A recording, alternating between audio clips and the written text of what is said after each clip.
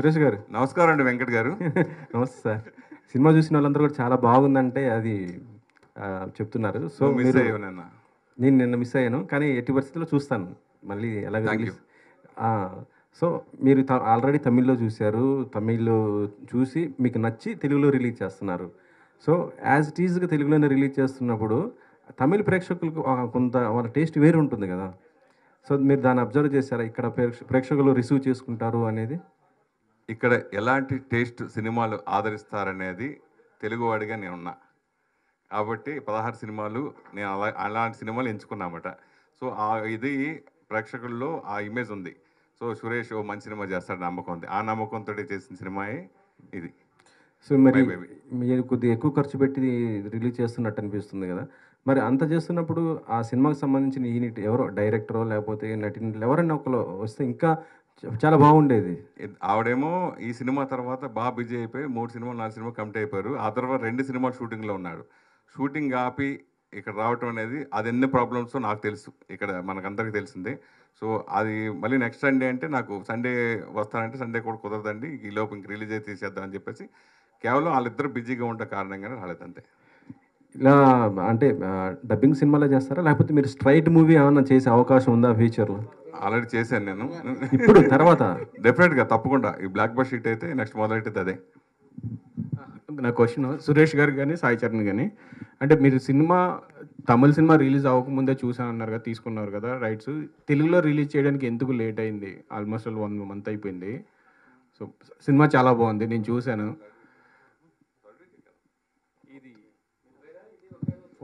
అవును, fourth week వచ్చినప్పుడు యాక్చువల్గా సైమల్టేనియస్ చేసినప్పుడు ఇప్పుడు నేను ఒక ₹2 కొంటే అప్పుడు ₹5 చెప్పారు. సో అంత బడ్జెట్ పెట్టి రిస్క్ చేయడం ఇప్పుడు చాలా కష్టం. సో దానికోసమని టైం తీసుకుని పర్లేదు రిలీజ్ అయిన తర్వాత మనం చేయొచ్చు అని చెప్పేసి చేయడం జరిగింది అంతే, వేరే రీజన్. సినిమా కంటెంట్ చాలా బాగుంది, కానీ మీరు కూడా రిలీజ్ కూడా బాగా రిలీజ్ చేస్తున్నారు. 250 థియేటర్స్ వరకు రిలీజ్ చేస్తున్నారు, కానీ ఓటీటీ 350 వరకు రిలీజ్ చేస్తున్నారు. కానీ ఓటీటీ ఇష్యూ నెక్స్ట్ డేనే ఉంది. దాన్ని అయినా పుష్ చేయడానికి మీరు అయినా డిస్కస్ చేయలేదా? డెఫినెట్గా అంటే ఒక సక్సెస్ అయిన తర్వాత వాళ్ళు రిక్వెస్ట్ చేసుకోవడం, మెయిల్ పెట్టడం జరుగుతుంది 100%.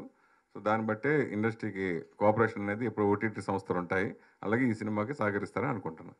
All the best. బాగుందండి, మంచి కంటెంట్ తీసుకొచ్చినారు తెలుగు వాళ్ళకి. సురేష్ గారు all the best. Thank you. My baby ఏం చూసి ఈ సినిమాని పిక్ చేశారు మీరు అసలు? చిన్న బేబీ తల్లి వాళ్ళిద్దరి sentiment plus main Atharva performance, director ట్రేకింగు, ఇవన్నీ అద్భుతం. నా సినిమాలు గతంతో పోలిస్తే డెఫినెట్గా ఇదే మరో ప్రేమిస్తే మరో జర్నీ సినిమా అవుతుంది అనే నమ్మకంతో ఈ సినిమా చేశాను. నేను ఫస్ట్ చూసినప్పుడు జగన్తో చూశాను, చెప్పిన నైట్ తర్వాత మళ్ళీ ఇంకోసారి చూశాను. నా జడ్జిమెంట్ ఏమైనా ప్రాబ్లం అవుతుందా, మళ్ళీ ఒకసారి రీచ్ చేసేస్తాను. తెలుగు ఆడియన్స్కి ఏవైతే నచ్చుతాయి ఇవన్నీ కొన్ని చూసుకుని నేను 10 సినిమా కొంటా ఉంటాను. అలాగే ఈ సినిమా కూడా చూసుకుని కొన్నాను. ఇంకా ఫస్ట్ కాపీ చూసిన తర్వాత తెలుగు వర్షన్ చూసిన తర్వాత 100% కన్ఫామ్ కన్షాట్ అనుకున్నాను, చేశాను అంతే. మీ జడ్జిమెంట్ సక్సెస్ అయ్యింది. నేను రాత్రి సినిమా చూశాను. All the best. Thank you. చెప్పండి. ఇందాక చెప్పేశాం. ఇప్పుడు మీరు ఇందులో పార్ట్నరా? సురేష్ కొండేటి గారిని ఏ విధంగా మీరు నమ్మి సింగిల్ పేమెంట్ ఇచ్చారు ఆయనకి? అదే అదే అదే అది ఎట్లా ఆయన అంటే జర్నీ ముందు నుంచి జర్నీ చేస్తున్నానండి. సో క్రిటిక్ ఆస్పెక్ట్స్లో కొంచెం స్టోరీ అసెస్మెంట్ మీద మంచి గ్రిప్ ఉంది. సో టేస్ట్ కూడా సింక్ అయింది. Okay. So we need to believe someone కదా, సో ట్రస్ట్ చేసాము అండ్ హీ నెవర్ ఫెయిల్డ్ అస్. నన్ను అయితే ఎప్పుడు ఫెయిల్ చేయలేదు. సో కంటెంట్ నాకు బాగా నచ్చింది. లక్కీలీ నాకు కూడా మంచి లాంచ్ అయింది, అంటే మంచి కథను తీసుకొచ్చాను. సో అలా కుదిరింది అంతే. It's like destiny. But journey ముందు చాలా రోజుల నుంచి ఉంది. మేము చాలా రోజుల నుంచి ట్రావెల్ చేస్తున్నాం, ఇప్పుడు కొలాబరేట్. ఇప్పుడు సురేష్ గారు ఈ సినిమా కంటెంట్ మీకుతో పాటు చాలామందికి నచ్చి ఉంటుంది. మీరు వెళ్ళి ఆ రోజు చూసి అన్నారు. ఇది ఏమైనా పోటీ ఉందా, లేదా డైరెక్ట్ మీకే ఇచ్చేసారా? బీభత్సంగా పోటీ. ఇందాక చెప్పాను కదా, రిలీజ్ ముందు ఆయన ₹5 చెప్తే నేను దాన్ని నా ఇన్ఫ్లుయెన్స్తో, నా గుడ్ విల్తో దాన్ని ₹2 తీసుకున్నాను. ప్లస్ ఎప్పటికీ ఇంకా చాలా పోటీ ఉంది. వాళ్ళకి నమ్మకం, నేను చేసిన అంతకుముందు సినిమాల గురించి కానీ నా గురించి కానీ కొంచెం తెలుసుకుని నా మీద నమ్మకంతో ఇచ్చిన ఆ నిర్మాతకి, ఆ దర్శకుడికి, టీం అందరికీ థ్యాంక్స్. ఓకే, అలాగే డిస్ట్రిబ్యూషన్ కూడా అంతమంది రావడం కూడా మీ మీద ఉన్న నమ్మకం, అన్ని థియేటర్లు రావడం, ఎనీహో అన్ని అంశాలు కలిసి వచ్చిన అంశాలు. అవును, ఇదివరకు డిస్ట్రిబ్యూషన్ అంటే నేను వచ్చిన కొత్తలో యార్లగడ్డ రావులు గారు అని గుంటూరు ఒక ఆయన ఉండేవారు. ఆయన సినిమా కొంటే డెఫినెట్గా మిగతా ఏరియాలు అందరూ కొనేవారు. ప్లస్ అనుకుంటే సూపర్ హిట్ సినిమా.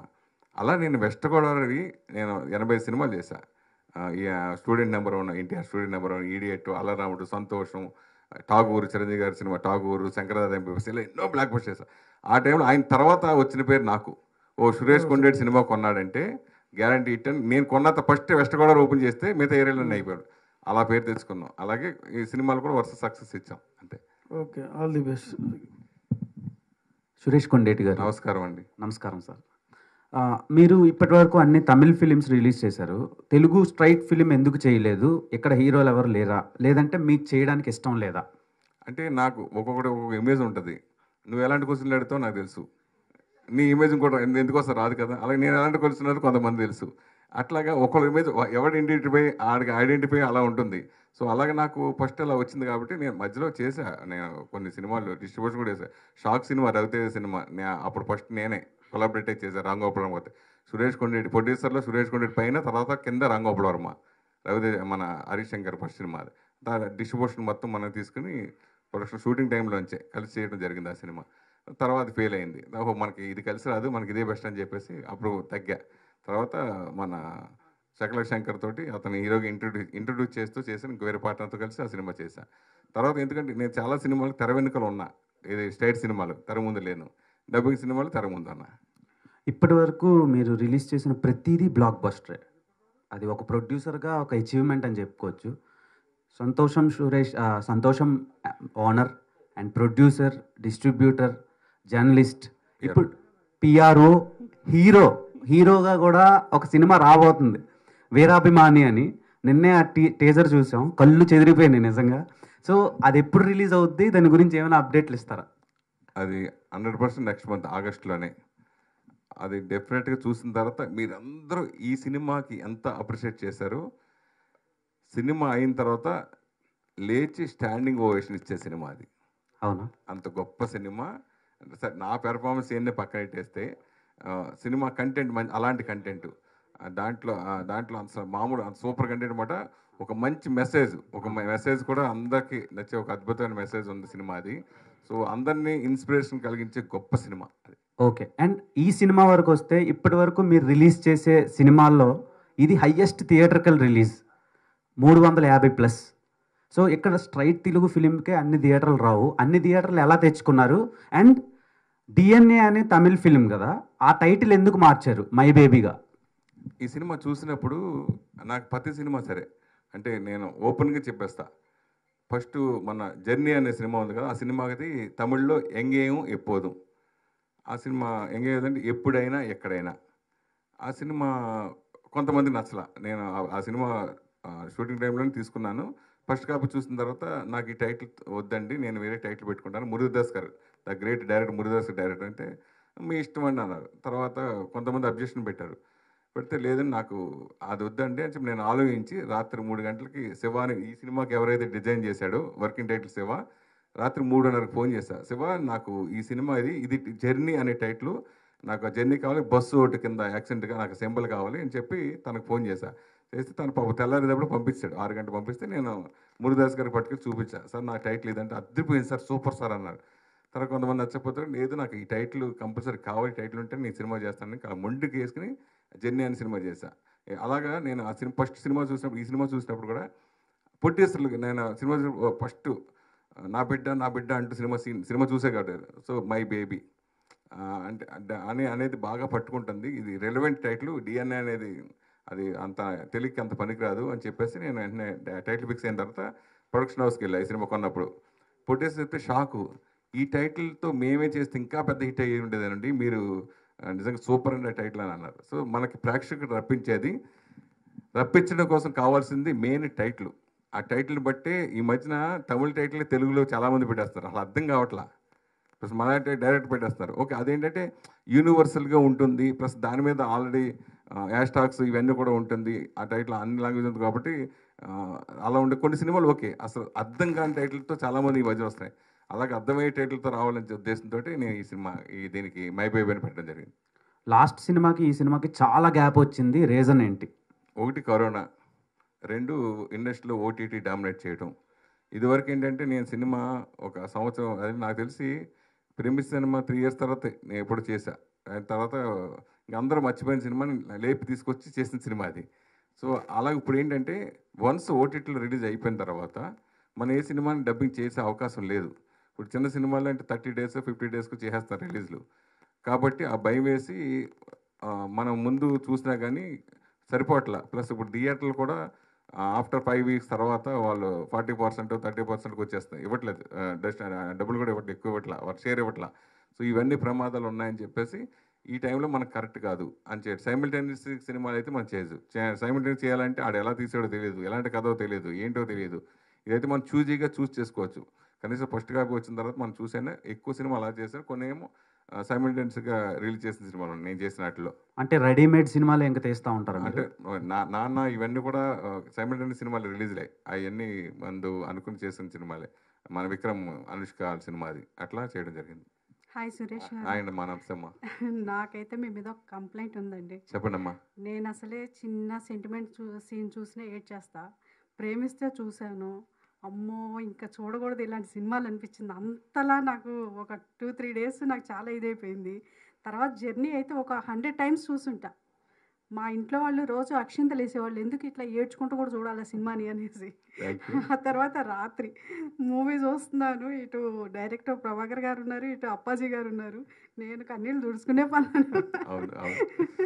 మీ పేర్లు మీరు సంతోషం సురేష్, మరి మాకు సంతోషాన్ని పంచరా థియేటర్కి వస్తే? 100% ఎండింగ్ ఉంటుంది కదా. ఎండింగ్ డెఫినెట్గా హ్యాపీగా ఫీల్ అయ్యే వెళ్ళే విధంగా నా సినిమాలు అన్నీ ఉంటాయి. ట్రాజడీగా ఉండదు. అంటే ఇక్కడ రెగ్యులర్గా మన తెలుగు వాళ్ళు తీయలేని ఇప్పుడు ఇటువంటి సినిమాలు మన రీమేక్ చేస్తే సరిగా ఆడకపోవచ్చు, కానీ ఆడవచ్చు కూడా ఆడకపోవచ్చు ఎక్కువ శాతం. అలాంటి సినిమాలు మనం మిస్ అవ్వకూడదు, తెలుగు ప్రేక్షకులు అస్సలు మిస్ కాకూడదు. నేను ఈ సినిమాకి నిజంగా కష్టపడ్డా. లేదు ఈ సినిమా మళ్ళీ 100% మిస్ అయిపోతారేమో, భయవేసి నేను అడవడగా చేయడం జరిగింది ఈ సినిమాని. సో అదే డెఫినెట్గా నిన్న ప్రీమియర్ చేసిన మీ అందరికి నచ్చడం, అందరూ అంత అప్రైజ్ రావడం హ్యాపీ ఫీల్ అయ్యాను అంతే. వీరాభిమాని ట్రైలర్ టీజర్ చూసాను, చిన్న గ్లిమ్స్ లాగా ఇచ్చారు. అది చూస్తున్నప్పుడు నాకు ఎమ్లీలా లేటెస్ట్ వర్షన్ చూస్తున్నానా అనిపించింది. ఏమంటారు దీని గురించి? నేను బాగా ఇష్టపడే ఒక అభిమాని. సో అది ఏంటనేది ఇప్పుడు ఆ సినిమా ప్రెస్ పెట్టేటప్పుడు దాని గురించి మొత్తం రివీల్ చేస్తాను. కానీ డెఫినెట్గా ఆ సినిమా చాలామందికి ఇన్స్పిరేషన్గా ఉంటుంది, సమాజానికి ఒక ఇన్స్పిరేషన్గా ఉంటుంది. ఓహో ఇంత ఇదా అని అనిపిస్తుంది. ప్రతి ఒక్కరి అభిమానులందరికీ బాగా నచ్చే సినిమా అవుతుంది. ఆల్ ది బెస్ట్ అండి. సినిమా పక్కా సక్సెస్ అవుతుంది. థ్యాంక్ యూ అమ్మా. Hi sir. హాయ్ అండి. సార్ ఇప్పుడు సినిమా చాలా బాగుంది, ఓకే సార్. ఇప్పుడు మీరు చూసిన తర్వాత ఈ సినిమా ద్వారా వ్యక్తిగతంగా మీరు ఏం నేర్చుకున్నారు అంటే ఏం చెప్తారు సార్? నేను ఏడ్చా మేడం లాగా. సినిమా చూసి నాకు కనెక్ట్ అయిపోద్ది ఆటోమేటిక్గా. అయిపోయిన తర్వాత అదే నేను ఈ సినిమా మనోళ్ళు ఎవ్వరూ మిస్ కాకూడదు, రిలీజ్ చేయాలి, కంపల్సరీ చేయాలని నేను ఈ సినిమా థియేటర్లో ఆ ఫీల్డ్ థియేటర్లో ఓటీటీలు చూసి అస్సలు ఎక్కువ అంటే ఏదో పని చేసుకుంటే సరదాగా చూస్తాం కదా ఇంట్లో అయితేనే, కానీ థియేటర్కి వచ్చి చూస్తే మాత్రం ఆ ఫీల్ డెఫినెట్గా అనిపిస్తుంది. Okay sir. ఇప్పుడు ఒక నిర్మాతగా మీరు ఎన్నో సంవత్సరాల నుంచి ఈ జర్నీ అనేది చేస్తున్నారు సార్. ఒకప్పుడు మీరు ఒక సినిమా చేస్తే అది ఖచ్చితంగా సూపర్ హిట్ అయిపోయేది, అంటే ఆ స్టోరీ పరంగా అంత బలం ఉండేది. ఇప్పుడు అంత బలం ఉన్న కాన్సెప్ట్ తీసుకుంటున్నా కూడా జనాలు ఆడియన్స్ అనేది థియేటర్స్ దాకా రావట్లేదు సార్. అంటే దేనికి అప్పటికి ఇప్పటికి ఏం మారిందంటే ఏం చెప్తారు సార్?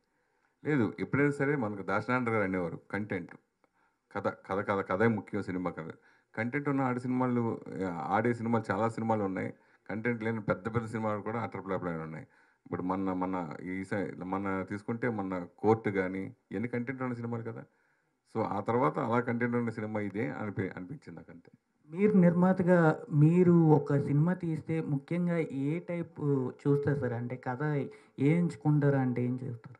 ఫస్ట్ లవ్, ప్రేమిస్తే దగ్గర నుంచి అది నాకు బాగా feel good love cinema, emotional, అవి కంపల్సరీ ఉండేలా చూసుకుంటా. దీంట్లో 5 ఫైట్లు ఉన్నాయి, మీకు తెలియదు కథ నడుస్తూ ఉంటుంది. 5 ఫైట్లు ఉన్నాయి, అద్భుతమైన ఫైట్లు, సూపర్ ఫైట్లు ఉన్నాయి దీంట్లో.